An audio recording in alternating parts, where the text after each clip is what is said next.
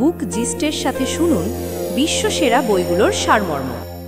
আসসালামু আলাইকুম বন্ধুরা, বুক গিস্টের জ্ঞানার্জনের এই যাত্রায় আপনাকে স্বাগতম। আমাদের একমাত্র উদ্দেশ্য হলো সেরা বইয়ের নির্যাস আপনাদের কাছে পৌঁছে দেওয়া। সেই যাত্রায় আজ আমাদের সঙ্গী পিটার বাফেটের লেখা বই life is what you make it বইটি। জীবনটাকে যদি একটা সাদা স্লেট বা খালি পাতার মতো ভাবা যায়, তাহলে এটা মানতেই হবে যে আমরা যখন এই পৃথিবীতে আসি তখন আমাদের কাছে কিছুই লেখা থাকে না। আমাদের কাছে কোনো নির্দেশিকা, কোনো গাইড বুক বা কোনো রোড ম্যাপ থাকে না যা আমাদের বলে দেবে যে কি করতে হবে বা কিভাবে করতে হবে। এটা ঠিক যে সবার শুরুটা একরকম হয় না। কেউ ধনী পরিবারে জন্মায়, কারো কাছে অনেক সুযোগ সুবিধে থাকে, কেউ ছোটবেলা থেকেই সংগ্রাম করে, আবার কেউ অনেক সাপোর্টও পায়। কিন্তু পিটার বাফেট বলেন, আপনি কোথা থেকে শুরু করেছেন সেটা বড় কথা নয়, আসল কথা হলো আপনি নিজের জীবনকে কিভাবে গড়ে তুলছেন। অনেক সময় আমরা ভাবি যে আমাদের কাছে কোনো বিকল্প নেই। আমরা আমাদের পারিপার্শ্বিক অবস্থাকেই নিজেদের সীমাবদ্ধতা বানিয়ে ফেলি। আমি তো ছোট শহর থেকে এসেছি, আমার কাছে টাকা নেই, আমার বাবা মা আমাকে সাপোর্ট করেনি, আমার স্কুল ভালো ছিল না। এই সব কথাগুলো আমাদের মনে এতটাই গেঁথে যায় যে আমরা ধরেই নিই আমরা বড় কিছু করতে পারবো না। কিন্তু একবার ভাবুন তো, যারা জীবনে বড় কিছু অর্জন করেছে তাদের কাছে কি সব কিছু নিখুঁত ছিল? সম্ভবত না। পার্থক্য শুধু এটুকুই যে কিছু মানুষ নিজের খালি পাতায় নিজে কিছু লেখার সাহস দেখায়, আর কিছু মানুষ অন্যদেরকে সেই পাতায় যা খুশি তাই লিখতে দেয়। জীবনে প্রত্যেকটা দিন সেই স্লেটে নতুন কিছু লেখার একটা সুযোগ। আপনি ছোটবেলায় কি শিখেছেন বা কোন পরিস্থিতির মধ্যে দিয়ে গেছেন সেগুলো আপনার গল্পের অংশ মাত্র, কিন্তু আপনার গল্প সেখানেই শেষ হয়ে যায় না। আপনি আজ পর্যন্ত যে সিদ্ধান্তগুলো নিয়েছেন সেগুলো আপনার স্লেটে কিছু না কিছু লিখে দিয়েছে। কিন্তু সবচেয়ে উত্তেজনার বিষয় হলো আপনি চাইলে পুরনো লেখা মুছে ফেলতে পারেন, নতুন কিছু লিখতে পারেন বা সেই গল্পকেই একটা নতুন মোড় দিতে পারেন। পিটার বাফেট খুব সহজভাবেই বলেন যে কোনো মানুষই পূর্ব নির্ধারিত পথে চলে না। অর্থাৎ এমনটা নয় যে আপনি যদি একজন ছুতোরের ছেলে হন তাহলে আপনাকেও তাই হতে হবে, বা আপনার বাবা মা যদি কখনো বিদেশে না যান তাহলে আপনিও যেতে পারবেন না। হ্যাঁ, আপনার চারপাশ এবং বেড়ে ওঠার পরিবেশে প্রভাব অবশ্যই থাকে, কিন্তু তা আপনার সম্ভাবনাকে শেষ করে দেয় না। আপনি যদি চান তাহলে নিজের পছন্দ নিজেই তৈরি করতে পারেন। জীবন একটা খালি পাতা, এই ধারণাটা খুবই শক্তিশালী। কারণ যখন আপনি মেনে নেন যে সব কিছুই সম্ভব, তখন আপনি নিজের ভয়ের থেকে বেরিয়ে আসতে শুরু করেন। তখন আপনি অজুহাত বানানো বন্ধ করে দেন, অন্যের সাথে তুলনা করা ছেড়ে দেন যে ওর কাছে এটা আছে আমার কাছে নেই। তখন আপনি দেখতে শুরু করেন যে আপনার কাছে যা আছে তা দিয়ে আপনি কি করতে পারেন। কল্পনা করুন আপনার সামনে একটা ক্যানভাস রাখা আছে আর আপনাকে তাতে নিজের পুরো জীবনটা আঁকতে হবে। কোনো নিয়ম নেই, কোনো সীমানা নেই, আছে শুধু আপনার কল্পনা আর আপনার পরিশ্রম। এবার ভাবুন, যদি অন্য কেউ এসে সেই ক্যানভাসে হিজিবিজি কিছু এঁকে দেয় আর আপনি চুপচাপ দেখতে থাকেন, তাহলে সেটা কি আপনার আঁকা ছবি হবে? নিশ্চয় না। তাহলে আমরা আমাদের বাস্তব জীবনের সমাজ, আত্মীয় স্বজন বা পুরনো অভিজ্ঞতাগুলোকে আমাদের জীবনের গল্প লেখার অনুমতি কেন দিই? পিটার বাফেট এটাও বলেন যে অনেক সময় আমরা উত্তরাধিকার সূত্রে পাওয়া ধারণাগুলোকে বয়ে বেড়াই। যেমন সাফল্যের মানে অনেক টাকা উপার্জন করা, বা সবাই যা করছে আমাকেও তাই করতে হবে। কিন্তু আপনি কি কখনো থেমে ভেবে দেখেছেন যে আপনার জন্য সাফল্যের মানে কি? আপনার কি সত্যি সেটাই চাই যা বাকি সবাই চায়, নাকি আপনার এমন কিছু আলাদা চাই যা মন থেকে আপনাকে সন্তুষ্টি দেবে? যখন আপনি নিজের স্লেট নিজেই লেখেন, তখন আপনি নিজের মূল্যবোধ, নিজের প্যাশন আর নিজের স্বপ্নকে তাতে জায়গা দেন। তখন আপনার সিদ্ধান্তগুলো আপনার মন থেকে আসে, কোনো চাপের ফলে নয়।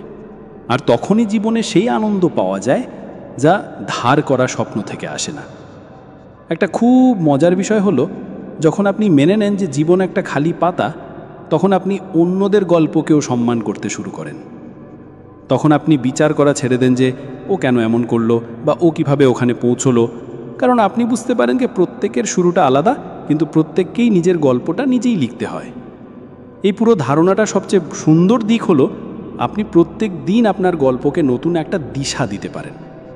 গতকাল আপনি যা ছিলেন আজও আপনাকে তাই থাকতে হবে এমন কোনো কথা নেই।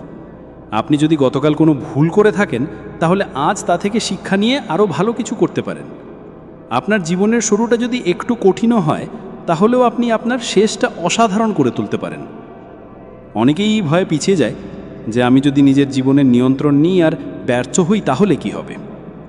কিন্তু ভেবে দেখুন, অন্যের সিদ্ধান্তের কারণে অনুশোচনা করার চেয়ে নিজের পছন্দে ব্যর্থ হওয়া কি ভালো নয়? অন্তত যখন আপনি নিজে সিদ্ধান্ত নেন তখন সেটা আপনার যাত্রা হয়, আপনার অভিজ্ঞতা হয়, আর তা থেকে আপনি কিছু না কিছু অবশ্যই শেখেন।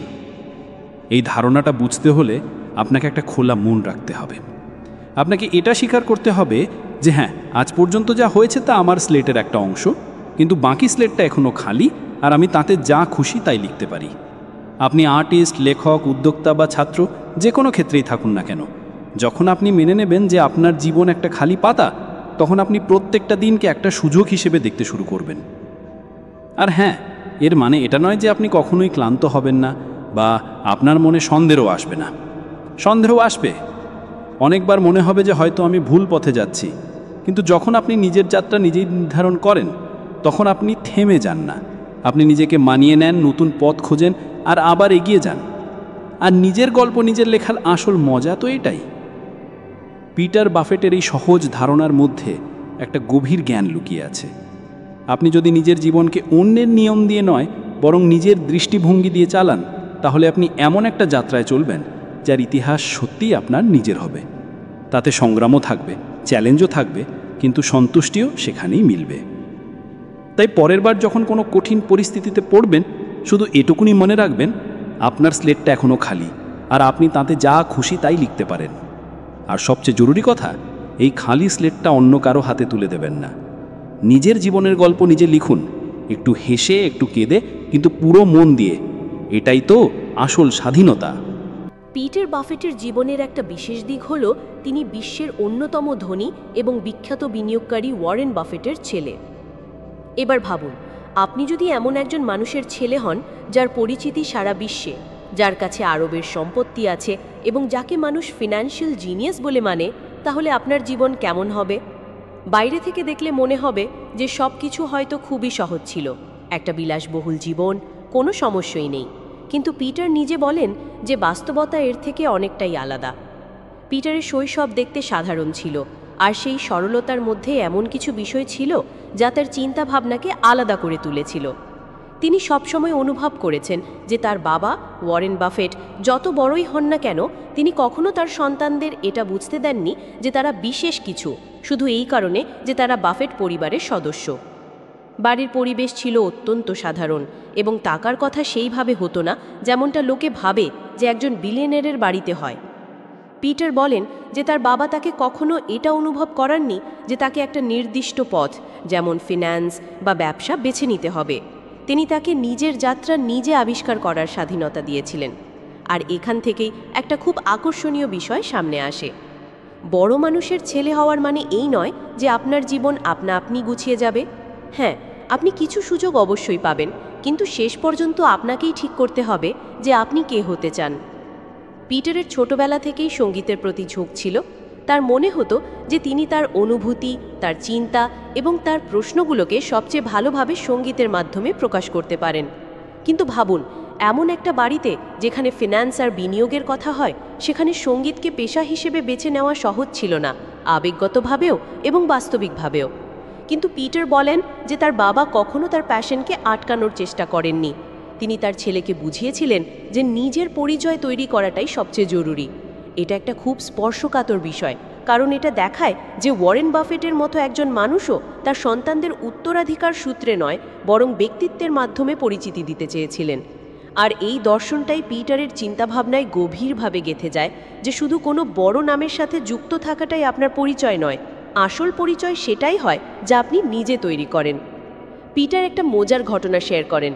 যখন হাই স্কুলে তাকে একটা সাধারণ গাড়ি দেওয়া হয়েছিল, তখন তার কিছু বন্ধুরা নতুন স্পোর্টস কার নিয়ে ঘুরত। যখন তিনি তার বাবাকে জিজ্ঞাসা করেন যে তিনিও কি একটা ভালো গাড়ি পেতে পারেন, তখন উত্তর আসে, এটা দিয়ে তোমার চরিত্র তৈরি হবে না। এটা শুনে প্রথমে খারাপ লাগলেও পরে তিনি বোঝেন যে সরলতার মধ্যে যে সম্পদ থাকে তা জাগতিক জিনিসের চেয়ে অনেক বড়। বাফেট পরিবারে বেড়ে ওঠার মানে এই ছিল না যে তিনি সব কিছু সহজেই পেয়ে গেছেন, বরং এর মানে ছিল তাকে নিজের পথ নিজেকেই বেছে নিতে হয়েছে এবং বারবার এটা বুঝতে হয়েছে যে তিনি নিজেকে, তার বাবা নন। এটা একটা চাপও ছিল, কারণ মানুষ সবসময় তুলনা করত। তুমি ওয়ারেন বাফেটের ছিলে, তুমি নিশ্চয়ই টাকা পয়সা নিয়ে কিছু করবে। কিন্তু তিনি একটা আলাদা পথ বেছে নিলেন, সঙ্গীত, সৃজনশীলতা এবং মানবতার দিকে। একটা সময় এমনও এসেছিল যখন তার নিজের সিদ্ধান্তের ওপর সন্দেহ হয়েছিল।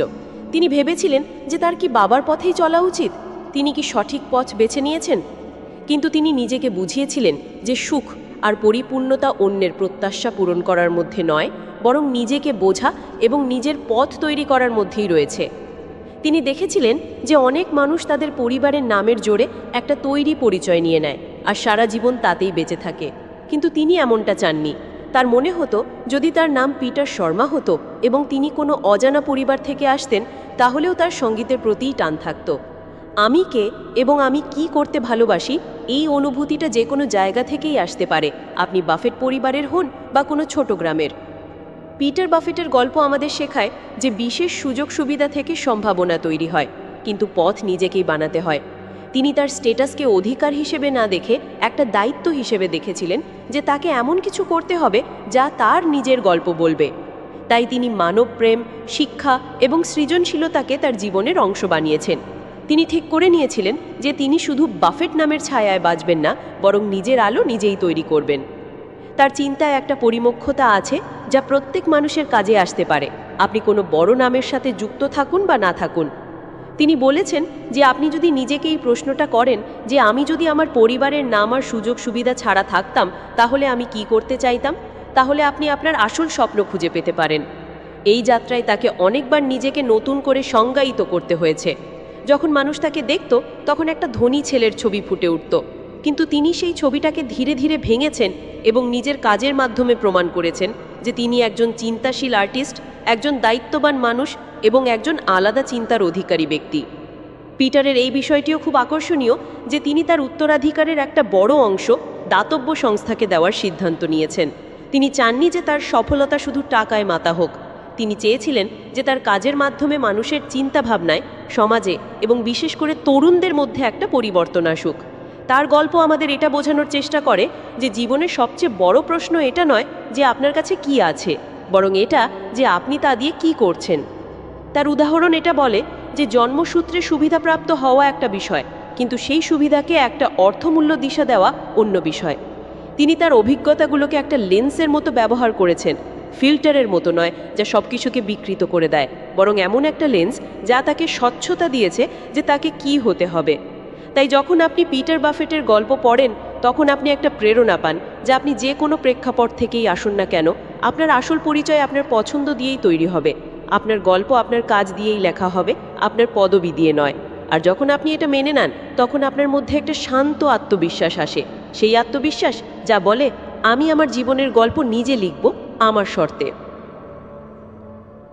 পিটার বাফেটের জীবনের সবচেয়ে আকর্ষণীয় বিষয়গুলোর মধ্যে একটা হলো তিনি তার সুবিধা বিশেষকে কখনো নিজের পরিচয় হতে দেননি। তিনি ওয়ারেন বাফেটের মতো বিলিয়নিয়ারের ছেলে, কিন্তু তিনি কখনো মানেননি যে টাকাই জীবনের উদ্দেশ্য। উল্টে তিনি খুব পরিষ্কারভাবে বলেছেন যে টাকা থাকলে উদ্দেশ্য পাওয়া যায় না, বরং কেমন কেমন সময় তা বিভ্রান্তি আর চাপ বাড়িয়ে দেয়। যখন আপনি জন্মসূত্রে সুবিধাপ্রাপ্ত হন তখন লোকে ভাবে যে আপনার সব সমস্যা শেষ হয়ে গেছে, আপনি সব কিছু পেয়ে গেছেন, এখন শুধু উপভোগ করার পালা। কিন্তু বাস্তবে এমন জীবনে এক অন্য ধরনের সংগ্রাম থাকে, এক আন্তরিক দ্বন্দ্ব যা বাইরে থেকে দেখা যায় না। পিটার বলেন যে তার কাছে আরাম ছিল, সুযোগ সুবিধা ছিল এবং সম্ভবত বিশ্বের সবচেয়ে মূল্যবান পদবিও ছিল। কিন্তু তারপরেও তিনি নিজেকে এই প্রশ্নগুলো করতে থাকতেন যে আমি কে, আমার উদ্দেশ্য কি, আমি কি করতে চাই যা সত্যি আমার নিজের। অনেকেই ভাবে যে তাদের কাছে যদি অনেক টাকা চলে আসে তাহলে তাদের জীবন গুছিয়ে যাবে, কিন্তু পিটারের গল্প আমাদের শেখায় যে টাকা শুধু বিকল্পের সুযোগ দেয়, পথের দিশা দেয় না। আপনি সেই বিকল্পগুলো দিয়ে কি করবেন তা আপনার ভেতর থেকে আসে। আপনার কাছে যদি স্বচ্ছতা না থাকে তাহলে টাকা আরও বেশি বিভ্রান্তি আর সন্দেহ নিয়ে আসতে পারে। পিটার বলেন যে তার অনুভব হয়েছিল যে যখন আপনি সুবিধাপ্রাপ্ত হন তখন সমাজ আপনার কাছে প্রত্যাশা রাখতে শুরু করে। মানুষ ধরে নেয় যে আপনাকে বড় কিছু করতে হবে, এমন কোনো কাজ যা দেখে লোকে ভাববে যে আপনি আপনার বাবার মতো হচ্ছেন বা অন্তত তার নামকে এগিয়ে নিয়ে যাচ্ছেন। কিন্তু যখন আপনি নিজেকে এই প্রত্যাশার জালে জড়িয়ে পড়তে দেখেন তখন আপনার নিজের কণ্ঠস্বরটা কোথাও হারিয়ে যাচ্ছে বলে মনে হয়। তার সঙ্গীতের প্রতি ভালোবাসা ছিল, কিন্তু একটা অভ্যন্তরীণ সংগ্রাম ছিল। তিনি কি শুধু এই পথে চলছেন কারণ এটা অন্যদের থেকে আলাদা? তিনি কি তার সুযোগ সুবিধা থেকে পালাচ্ছেন, নাকি সত্যি অর্থপূর্ণ কিছু করতে চান? আর সবচেয়ে বড় প্রশ্ন, তার কাজ কি তার নিজের নামে পরিচিত হবে, নাকি শুধু বাফেট ট্যাগ দিয়ে? পিটার খোলামেলাভাবে স্বীকার করেন যে বিশেষ সুযোগ সুবিধা একটা দুধারী তলোয়ারের মতো। একদিকে তা আপনাকে আরাম এবং অ্যাক্সেস দেয়, কিন্তু অন্যদিকে তা আপনাকে একটা ছায়ার মধ্যে ফেলে দেয়, যেখানে আপনাকে প্রমাণ কগত করতে হয় যে আপনি নিজের দমে কিছু করতে পারেন। এই চাপটা ততটাই বাস্তব যতটা কোনো গরিব মানুষের বেঁচে থাকার চিন্তা, শুধু তার রূপটা আলাদা। তিনি বলেছেন যে টাকা আপনার প্রয়োজন মেটাতে পারে, কিন্তু আপনাকে পরিচয় দিতে পারে না। পরিচয় এমন একটা জিনিস যা আপনার পছন্দ দিয়ে তৈরি হয়, আপনার মূল্যবোধ দিয়ে তৈরি হয়। আর যখন আপনার কাছে সব কিছু থাকে, তখন আসল চ্যালেঞ্জ হলো কিছু একটা বেছে নেওয়া, কারণ তখন আপনার কাছে কোনো অজুহাত থাকে না। আপনি এটা বলতে পারেন না যে আমি কিছু করতে চেয়েছিলাম কিন্তু সুযোগ ছিল না।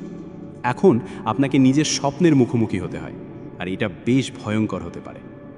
একটা আকর্ষণীয় বিষয় পিটার শেয়ার করেছেন যে তার বাবা যখন তাকে উত্তরাধিকার না দেওয়ার সিদ্ধান্ত নেন, তখন কিছু লোক অবাক হয়েছিল, কিন্তু তিনি এটাকে একটা আশীর্বাদের মতো নিয়েছিলেন, কারণ এর ফলে তিনি নিজের জীবন নিজে ডিজাইন করার সুযোগ পেয়েছিলেন।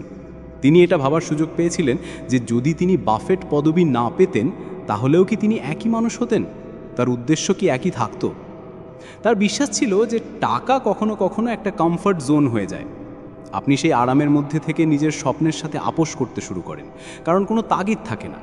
আর এটাই সুবিধাপ্রাপ্ত হওয়ার একটা বড় ফাঁদ। আপনি যদি সতর্ক না হন, তাহলে এটা আপনার ক্ষুধা কেড়ে নিতে পারে। পিটার বলেছেন যে সুবিধা আপনাকে আরামদায়ক করে তুলতে পারে, কিন্তু আপনি যদি সেই আরামে ঘুমিয়ে পড়েন, তাহলে আপনি উন্নতি করার সুযোগ হারাবেন। তাই তিনি নিজেকে ক্রমাগত ঠেলে দিয়েছেন অস্বস্তিকর সিদ্ধান্ত নেওয়ার জন্য। যেমন তিনি যখন ফুল টাইম মিউজিশিয়ান হওয়ার সিদ্ধান্ত নেন, এটা সহজ ছিল না, কারণ লোকেরা তাকে বিচার করছিল যে এত টাকা আছে, তারপরেও এই কী করছে, বাবার ব্যবসায় কেন গেল না। কিন্তু পিটার তার মনের কথা শুনেছেন এবং সেটাই করেছেন যেটা তার ভেতর থেকে এসেছে। তিনি এটা অনুভব করেছেন যে সুবিধার সাথে একটা দায়িত্ব আসে। আপনার কাছে যদি বেশি থাকে, তাহলে আপনাকে বেশি করে ভাবতে হবে যে আপনি কি অবদান রাখছেন। তিনি শুধু নিজের জন্য জীবনযাপন করেননি, বরং অন্যদের সাহায্য করাকেও নিজের লক্ষ্য বানিয়েছিলেন। তিনি মানব প্রেমের মাধ্যমে সেই সম্প্রদায়গুলোর কাছে পৌঁছাতে চেয়েছিলেন যাদের সম্পদের প্রয়োজন ছিল। আর এটা শুধু অপরাধবোধ থেকে নয়, বরং আন্তরিক সংযোগ এবং সহানুভূতি থেকে এসেছিল। পিটার তার বইতে লিখেছেন যে যখন তিনি বিশ্বের অসাম্য দেখেছেন, তখন তিনি বুঝতে পেরেছেন যে শুধু টাকা থাকাই যথেষ্ট নয়। আপনি যদি অন্যদের ক্ষমতায়ন না করেন, আপনি যদি আপনার সুবিধার ব্যবহার অন্যদের জন্য না করেন, তাহলে সেই সুবিধা ফাঁপা থেকে যায়। তাই তিনি সঙ্গীত, শিক্ষা এবং সামাজিক সচেতনতাকে তার কাজের অংশ বানিয়েছেন। তিনি এটাও বলেছেন যে অনেক সময় লোকে ভাবে যে সুবিধাপ্রাপ্ত মানুষরা অহংকারী এবং অন্যদের থেকে বিচ্ছিন্ন হয়, আর কখনো কখনো এটা সত্যিও হয়। কিন্তু এটা এই কারণে হয় কারণ অনেক সুবিধাপ্রাপ্ত মানুষ আত্মদর্শন করে না। তারা তাদের আরামে এতটাই হারিয়ে যায় যে তাদের মধ্যে সহানুভূতি এবং উদ্দেশ্যের অনুভূতি জন্মায় না। পিটার সচেতনভাবে নিজেকে এই ফাঁদ থেকে দূরে রেখেছেন। তিনি বলেছেন যে একটা অর্থপূর্ণ জীবনের জন্য শুধু সম্পদ নয়, গভীরতাও প্রয়োজন। আর সেই গভীরতা তখনই আসে যখন আপনি নিজেকে অস্বস্তিকর প্রশ্ন করেন যে আমি কেন বিদ্যুৎ, আমি কার জন্য কাজ করছি, আমি কি শুধু স্ট্যাটাস বজায় রাখার জন্য বেঁচে আছি, নাকি সত্যিই প্রভাবশালী কিছু করছি। তার এই কথাগুলো খুব প্রাসঙ্গিক, আপনি সুবিধাপ্রাপ্ত হন বা না হন, কারণ প্রত্যেক মানুষের জীবনে এমন একটা মোড় আসে যখন তাকে নিজেকে এই প্রশ্নটা করতেই হয় যে আমি কি সেই জীবনটা যাপন করছি যা আমাকে আনন্দ দেয়, নাকি সেটা যা অন্যদের প্রভাবিত করে। আর সেই প্রশ্নের মুখোমুখি হওয়াটাই পরিমক্ষতার আসল লক্ষণ। পিটারের জার্নি আমাদের শেখায় যে সুবিধা আপনাকে অনেক কিছু দিতে পারে, শিক্ষা, অভিজ্ঞতা, স্বাধীনতা, কিন্তু এটা আপনাকে উদ্দেশ্য দিতে পারে না। উদ্দেশ্য আপনাকে নিজেকেই আবিষ্কার করতে হয়, আর এই জার্নি প্রত্যেককে একাই পার করতে হয়। তিনি তার জীবনকে একটা মিশনের মতো দেখেছেন, এমন একটা মিশন যেখানে তাকে তার শক্তি এবং সম্পদকে কোনো অর্থপূর্ণ কারণের জন্য ব্যবহার করতে হবে। তিনি শুধু নিজের কণ্ঠস্বরই খুঁজে পাননি, বরং অন্যদেরকে অনুপ্রাণিত করেছেন যাতে তারা তাদের প্রশ্নের উত্তর নিজেরাই খোঁজে। তার কথাগুলো আমাদের শেখায় যে সবচেয়ে বড় বিলাসিতা হলো স্বচ্ছতা, নিজের উদ্দেশ্যের স্বচ্ছতা। আর যখন সেই স্বচ্ছতা পাওয়া যায়, তখন টাকা শুধু একটা সরঞ্জাম হয়ে যায়, উদ্দেশ্য নয়। তাই তিনি বলেছেন যে টাকাকে আপনার মালিক হতে দেবেন না, তাকে এক মহৎ উদ্দেশ্যের জন্য আপনার দাস হতে দিন। যখন আপনি বিশ্বের সবচেয়ে ধনী মানুষের ছেলে, তখন লোকে ভাবে যে আপনার জীবন আগে থেকেই ঠিক করা আছে। সবাই ভাবে যে আপনিও আপনার বাবার উত্তরাধিকারকে এগিয়ে নিয়ে যাবেন, ফিনান্সের জগতে পা রাখবেন এবং পারিবারিক সাম্রাজ্যকে আরও বড় করে তুলবেন। কিন্তু পিটার বাফেট এই চিন্তাধারণাকে ভেঙে দিয়েছেন। তিনি সেই রাস্তাটাই বেছে নিলেন যেটা তার হৃদয়ের সবচেয়ে কাছের ছিল, সঙ্গীত। এই ডিসিশনটা সহজ ছিল না। চারিদিকে ছিল প্রত্যাশার চাপ। লোকেরা বারবার জিজ্ঞাসা করত যে এত কিছু থাকা সত্ত্বেও তুমি সঙ্গীত নিয়ে কেন পড়ে আছো? তুমি ওয়ারেন বাফেটের ছেলে, তোমার তো ওয়াল স্ট্রিটে থাকা উচিত। কিন্তু পিটার তার মনের কথা শুনেছেন। তার ছোটবেলা থেকেই সঙ্গীতের প্রতি একটা টান ছিল। পিয়ানোর সুর তাকে অন্য এক জগতে নিয়ে যেত, আর ধীরে ধীরে এই ভালোবাসাটা একটা প্যাশনে পরিণত হলো। যখন তিনি সঙ্গীতকে পেশা হিসাবে বেছে নেওয়ার কথা ভাবলেন, তখন তিনি প্রথমেই এটা বুঝলেন যে এখন তাকে নিজেকে প্রমাণ করতে হবে, তার নাম দিয়ে নয়, তার কাজ দিয়ে। লোকেরা তাকে বাফেট নামে চিনত, কিন্তু সঙ্গীতের জগতে নামের থেকে কাজ বড়। সেখানে কেউ জিজ্ঞাসা করে না যে আপনার বাবাকে, সেখানে শুধু এটাই দেখা হয় যে আপনি কি তৈরি করতে পারেন, এমন কি সৃষ্টি করতে পারেন যা হৃদয় ছুঁয়ে যায়। পিটার নিজেকে পুরোপুরি সঙ্গীতে ডুবিয়ে দিলেন। তিনি কম্পোজিং এবং প্রডিউসিংয়ে ট্রেনিং নিলেন। বেশ কয়েক বছর ধরে তিনি ছোট ছোট প্রজেক্টে কাজ করেছেন, নিজের স্টাইল খুঁজেছেন এবং ক্রমাগত শিখেছেন। এই যাত্রাটা গ্ল্যামারাস ছিল না। এতে ছিল গভীর রাত জাগা, প্রত্যাখ্যান এবং অনেক ব্যর্থতা। কিন্তু এই ব্যর্থতাগুলোই তাকে গড়ে তুলছিল। তিনি বলেছেন যে সাফল্য যতটা শেখায়, ব্যর্থতা তার চেয়ে অনেক বেশি শেখায়। যখন কোনো ট্র্যাক চলে না বা কোনো প্রজেক্ট প্রত্যাখ্যান হয়, তখন সেটা ভেতর থেকে ভেঙে দেয়, কিন্তু সেখান থেকেই উন্নতির শুরু হয়। তিনি তার ভুল থেকে শিখেছেন, নিজেকে পরিমার্জিত করেছেন এবং প্রত্যেকটা ধাক্কাকে একটা শেখার সুযোগ হিসেবে নিয়েছেন। একবার তিনি একটা বড় মিউজিক প্রজেক্ট করেছিলেন, জানিয়ে তিনি খুব উত্তেজিত ছিলেন। কিন্তু যখন সেটা বাজারে এলো, তখন লোকেরা তাকে ততটা পছন্দ করল না যতটা তিনি আশা করেছিলেন। সেই সময় তিনি প্রথমবার অনুভব করলেন যে শিল্পের অর্থ শুধু হাততালি পাওয়া নয়, এর মানে হলো নিজের অনুভূতিগুলোকে সততার সাথে প্রকাশ করা, দুনিয়া তাকে গ্রহণ করুক বা না করুক। ধীরে ধীরে তিনি নিজের পথ তৈরি করতে শুরু করলেন। তিনি বিজ্ঞাপনের জিঙ্গল থেকে শুরু করে টিভি এবং ডকুমেন্টারির স্কোরিং পর্যন্ত অনেক কিছু করেছেন। তিনি সন্তুষ্টি পেতেন যখন কোনো দৃশ্যে তার আবহ সঙ্গীত মানুষের মন ছুঁয়ে যেত। তিনি বলেন, একটা ভালো সাউন্ড ট্র্যাক সেটাই হয় যা নিজে অদৃশ্য থাকে কিন্তু গল্পটাকে অনুভব করিয়ে দেয়। তিনি এটাও বুঝেছিলেন যে সঙ্গীত শুধু শিল্প নয়, একটা শৃঙ্খলাও বটে। সৃজনশীলতা এবং ধারাবাহিকতা দুটোই প্রয়োজন। তিনি তার কাজের জন্য একটা রুটিন তৈরি করলেন। সকালে অনুশীলন, তারপর কম্পোজিং, তারপর রেকর্ডিং। এটা গ্ল্যামারাস ছিল না, কিন্তু এই রুটিনটাই তাকে শানিত করে তুলেছিল। তিনি বলেছেন, অনুপ্রেরণাকে প্রতিদিন ডাকতে হয়, তার নিজে থেকে আসে না। পিটারের বিশ্বাস ছিল যে আপনি যদি কোনো প্যাশনকে পেশা বানান, তাহলে সবচেয়ে বড় জিনিস হলো প্রতিশ্রুতি। সঙ্গীতে টাকা ধীরে ধীরে আসে, আর পরিচিতি তার চেয়েও ধীরে। কিন্তু আপনি যদি আপনার শিল্পের প্রতি সৎ থাকেন, তাহলে অবশেষে দুনিয়া আপনাকে স্বীকৃতি দেবেই। তিনি তার সঙ্গীতের মাধ্যমে নিজের পরিচয় খুঁজে পেয়েছিলেন। বাফেট পদবিটা এখন একটা পটভূমিতে চলে গিয়েছিল। সামনে ছিল একজন শিল্পী, একজন কম্পোজার যে তার কাজের মাধ্যমে পরিচিত হতে চায়। আর এটাই ছিল তার জন্য সবচেয়ে সন্তুষ্টিজনক বিষয়।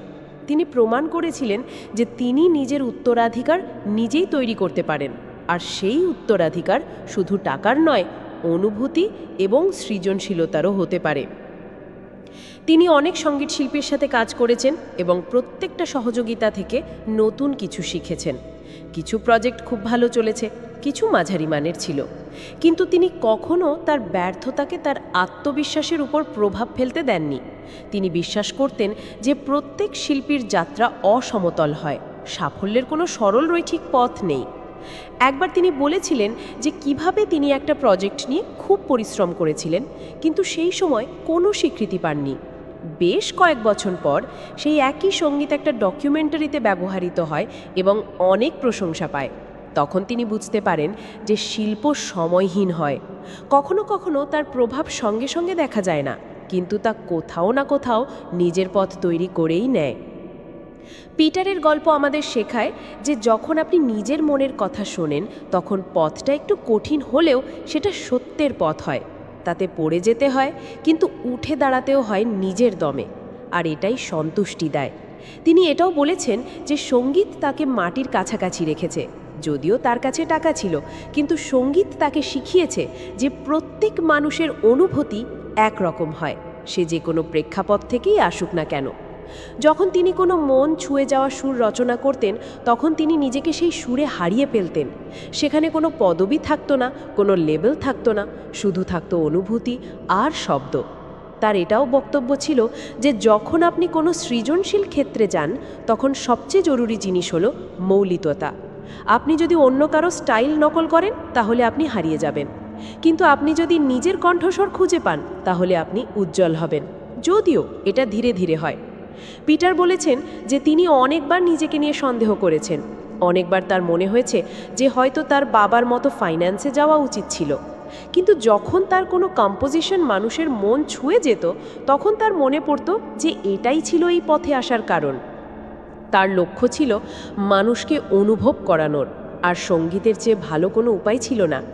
তার যাত্রা আমাদের শেখায় যে প্যাশনকে ফলো করার জন্য সাহস প্রয়োজন, বিশেষ করে যখন সব কিছু আপনার বিরুদ্ধে মনে হয়। আর সবচেয়ে বড় কথা হলো যে আপনি যদি ধারাবাহিক থাকেন তাহলে অবশেষে দুনিয়া আপনাকে শুনবেই। পিটার বাফেট সঙ্গীতকে শুধু পেশা হিসেবে দেখেননি, একটা আহ্বান হিসেবে দেখেছেন। তিনি তার অভিজ্ঞতাগুলোকে সুরে ঢেলেছেন এবং তার শিক্ষাকে ঐক্যতানে পরিণত করেছেন। তার গল্প আমাদের আমন্ত্রণ জানায় যে আমরাও নিজেদের ভেতরে উঁকি দিই আর জিজ্ঞাসা করি যে আমরা কি সেটাই করছি যা সত্যিই আমাদের ভেতর থেকে খুশি করে। আর যদি উত্তর হ্যাঁ হয়, তাহলে সেই পথে আত্মবিশ্বাসের সাথে চলুন, সেই পথটা বাকিদের থেকে যতই আলাদা হোক না কেন। আমাদের সমাজে একটা বড় ভ্রম তৈরি হয়েছে যে জীবনের একটা নিখুঁত পথ আছে, যেন একটা ম্যাপ তৈরি করা আছে যেখানে প্রত্যেকটা মোড় আগে থেকেই ঠিক করা। স্কুল ভালোভাবে পাশ করো, তারপর সেরা কলেজে ভর্তি হও, তারপর একটা উচ্চ বেতনের চাকরি পাও, তারপর বিয়ে, বাড়ি, গাড়ি, আর তারপর হ্যাপিলি এভার আফটার। কিন্তু বাস্তবতা এর থেকে অনেকটাই আলাদা। জীবন কোনো মসৃণভাবে আঁকা হাইওয়ে নয়, বরং এটি একটি অমসৃণ এবং অপ্রত্যাশিত পথ যা প্রত্যেক মানুষের জন্য আলাদা হয়। পিটার বাফেট এই ধারণাটাকে গভীরভাবে চ্যালেঞ্জ করেন। তিনি নিজেও তার জীবনে এটা অনুভব করেছেন যে এমন কোনো আদর্শ ব্লুপ্রিন্ট নেই যা সবার জন্য কাজ করে। তিনি তার আশেপাশে অনেককে দেখেছেন যারা সব সঠিক বক্সে টিকচিহ্ন দিচ্ছিল, ভালো চাকরি, টাকা, স্ট্যাটাস, তারপরেও ভেতর থেকে শূন্য অনুভব করত। অন্যদিকে যারা অপ্রচলিত পথে চলছিল, তারা ভেতর থেকে অনেক বেশি পরিপূর্ণ ছিল। আসলে জীবন একটা বিবর্তিত প্রক্রিয়া, যেখানে প্রত্যেকটা মোড়ের পর নতুন পথ খোলে। কোনো পথই চূড়ান্ত নয়। একটা সিদ্ধান্ত যা আজ সঠিক মনে হচ্ছে তা কাল ভুলও প্রমাণিত হতে পারে, আর এটাই স্বাভাবিক। এটাই তো জীবনের সৌন্দর্য। এটা অনমনীয় নয়, এটা তরল। অনেক সময় লোকে ভাবে যে তারা একবার কোনো পথে পা রাখলে সেই পথটাই তাদের শেষ পর্যন্ত নিয়ে যাবে, কিন্তু এমনটা হয় না। প্রায়শই পথ বদলায়, প্রায়োরিটি বদলায়, আর মানুষও নিজে বিবর্তিত হয়। যে দৃষ্টিভঙ্গি 20 বছর বয়সে ছিল তা 30 বছর বয়সে বদলে যেতে পারে, আর সেই পরিবর্তনটা দুর্বলতা নয়, পরিণততার লক্ষণ। পিটার বলেন যে যখন তিনি সঙ্গীতকে বেছে নিয়েছিলেন, তখন লোকে বলেছিল যে এই পথটা বাস্তবসম্মত নয়। কিন্তু বাস্তবসম্মত আর নিখুঁত দুটো আলাদা জিনিস। বাস্তবসম্মত পথ হয়তো সমাজের চোখে সঠিক মনে হতে পারে, কিন্তু নিখুঁত পথ তো সেটাই হয় যা আপনার আত্মাকে সন্তুষ্টি দেয়। তিনি বলেন, পথ শুধু সাফল্যের কাছে পৌঁছানোর একটা মাধ্যম নয়, বরং এটা আপনার একটা প্রকাশ যে আপনি কে এবং কি বিশ্বাস করেন। কখনো কখনো আমরা অন্যদের পথ দেখে বিভ্রান্ত হয়ে যাই। ইনস্টাগ্রাম বা লিঙ্কডইনের মতো জায়গায় সবার জীবন একেবারে পালিশ করা আর নিখুঁত দেখায়। সেখানে কেউ নিজের সংগ্রাম দেখায় না, শুধু অর্জন আর হাসিমুখ দেখা যায়। কিন্তু আসল জীবন অগোছালো হয়, তাতে ধাক্কা থাকে, ঘুরপথ থাকে, আর অনেক সময় সম্পূর্ণ ভেঙে পড়াও থাকে। কিন্তু সেই ভেঙে পড়া থেকেই নতুন দিগন্তের উন্মোচন হয়। পিটার বলেন যে প্রত্যেক মানুষের পথ অনন্য। কারো জন্য স্টার্ট আপ করা সঠিক হতে পারে, কারো জন্য চাকরি করা সঠিক হতে পারে, কারো জন্য শিল্পে সন্তুষ্টি আছে, কারো জন্য বিজ্ঞানে। পার্থক্য শুধু এটুকুই যে সেই পথটা কি আপনার ভেতরের কণ্ঠস্বরের সাথে যুক্ত নাকি নয়। অনেকেই এই ভয়ে নিজেদের পথ থেকে সরে যায় যে যদি ব্যর্থ হই তাহলে কি হবে। কিন্তু ব্যর্থ হওয়াটাই তো একটা সংকেত যে আপনি অন্বেষণ করছেন। যদি সব কিছু মসৃণভাবে চলে তাহলে হয়তো আপনি কমফর্ট জোনে আছেন। উন্নতি সেখানেই হয় যেখানে অস্বস্তি থাকে। পিটার নিজে অনেকবার তার পথ নিয়ে অনিশ্চিত ছিলেন। তিনি অনেকবার দিক পরিবর্তন করেছেন, অনেকবার নিজেকে প্রশ্ন করেছেন, কিন্তু প্রত্যেকবার তিনি নিজেকে মনে করিয়ে দিয়েছেন যে কোনো একটা সঠিক পথ বলে কিছু নেই। একটা লক্ষ্যে পৌঁছানোর জন্য অনেক পথ থাকতে পারে, আর কখনো কখনো পথগুলো লক্ষ্যের চেয়েও বেশি গুরুত্বপূর্ণ হয়ে ওঠে, কারণ সেগুলো আপনাকে রূপান্তরিত করে। এই পৃথিবীতে এমন কোনো জিপিএস নেই যা আপনাকে আপনার সেরা জীবনের দিকে নিয়ে যাবে। আপনাকেই ন্যাভিগেট করতে হয়, আর সেই প্রক্রিয়ায় ভুল হওয়াটা স্বাভাবিক। কিন্তু সবচেয়ে জরুরি হলো আপনি চলতে থাকুন, থেমে যাবেন না, কারণ যতক্ষণ আপনি গতিশীল আছেন ততক্ষণ সম্ভাবনাও আছে। অনেক সময় এমনও হয় যে আমরা আমাদের বেছে নেওয়া পথ নিয়ে হতাশ হয়ে পড়ি। মনে হয় এটা তো তেমন হলো না যেমনটা আমরা ভেবেছিলাম। তখন আত্মগ্লানি আসে। কিন্তু জীবন কোনো চুক্তিপত্র নয় যা একবার স্বাক্ষর করার পর বদলানো যায় না। আপনি আপনার পথ বদলাতে পারেন, বিরতি নিতে পারেন, আবার নতুন করে শুরু করতে পারেন। কোনো পথই স্থায়ী নয়। পিটারের দর্শন হলো আপনি যে পথেই চলুন না কেন তাকে নিজের করে তুলুন। তাতে নিজের কণ্ঠস্বর, নিজের মূল্যবোধ এবং নিজের অভিজ্ঞতা যোগ করুন। সেই পথটা দুনিয়ার চোখে যতই অদ্ভুত লাগুক না কেন, যদি তা আপনার হৃদয়ের সাথে যুক্ত থাকে তাহলে সেটাই আপনার সঠিক পথ। অনেক সময় আমাদের মনে হয় যে আমাদের তাড়াতাড়ি সাফল্য পাওয়া উচিত, না হলে আমরা পিছিয়ে পড়ব। কিন্তু প্রত্যেকের সময় আলাদা। কেউ 25 বছর বয়সে স্বচ্ছতা পায়, কেউ 40 বছর বয়সে। জীবন কোনো দৌড় প্রতিযোগিতা নয়, এটি একটি যাত্রা, আর প্রত্যেকের যাত্রার গতি আলাদা। পিটার এটাও শিখেছেন যে কখনো কখনো পথে চলার চেয়েও বেশি জরুরি হলো তাকে অনুভব করা। আপনি যদি সারাক্ষণ শুধু শেষ লক্ষ্যের দিকেই মনোনিবেশ করেন তাহলে আপনি সেই সৌন্দর্যটা মিস করবেন যা পথে লুকিয়ে থাকে। সেই ছোট ছোট জয়, সেই নতুন মানুষ যাদের সাথে দেখা হয়, সেই অভিজ্ঞতাগুলো যা আপনার চিন্তাভাবনাকে বদলে দেয়। তার বক্তব্য হলো, আপনি যদি সারাক্ষণ এই চিন্তায় থাকেন যে আপনি সঠিক পথে আছেন কি না, তাহলে আপনি উদ্বেগের মধ্যে বাঁচতে শুরু করবেন। কিন্তু আপনি যদি এটা মেনে নেন যে পথটা অগোছালো হবে, বিভ্রান্তিকর হবে এবং অনেক সময় ভয়ঙ্করও হবে, তাহলে আপনি তাকে আরও সততার সাথে যাপন করতে পারবেন। পিটারের কথা থেকে একটা বড় বিষয় বেরিয়ে আসে যে জীবনকে কোনো টেমপ্লেটে ফেলবেন না, তাকে উন্মোচিত হতে দিন। নিজের কৌতূহলকে বাঁচিয়ে রাখুন। নিজেকে প্রশ্ন করুন যে কি আমাকে উত্তেজিত করে, আমি কি সেটাই করছি যেটা থেকে আমি অর্থ খুঁজে পাই? আর যদি উত্তর না হয় তাহলে পথ বদলাতে ভয় পাবেন না। আসলে জীবনে কোনো নির্দিষ্ট ফর্মুলা নেই, না কোনো one size fits all success মন্ত্র আছে। যা একজনের জন্য নিখুঁত তা অন্যের জন্য অর্থহীন হতে পারে। তাই নিজের পথ নিজেকেই আবিষ্কার করতে হয়। পিটার বাফেটের এই চিন্তাভাবনা আমাদের অনুপ্রাণিত করে যে আমরা আমাদের অসম্পূর্ণ এবং অপ্রত্যাশিত পথকেও পুরো সততা এবং মালিকানার সাথে গ্রহণ করি। জীবন কোনো ধাঁধা নয় যার একটাই সমাধান আছে। এটি একটি ক্যানভাস যেখানে প্রত্যেকটা তুলির আঁচড়, তা নিখুঁত হোক বা না হোক, আপনার গল্প তৈরি করে। আর যখন আপনি নিজেই সেই ক্যানভাসে আঁকতে শুরু করেন, নিজের রঙে, নিজের চিন্তায়, তখনই জীবন সত্যিই আপনার হয়ে ওঠে। তো বন্ধুরা, এই ছিল আমাদের আজকের বইটির সারসংক্ষেপ। আপনাদের কেমন লাগলো তা কমেন্ট করে অবশ্যই জানান। আর সারসংক্ষেপটি শেষ পর্যন্ত শোনার জন্য আপনাদের ধন্যবাদ।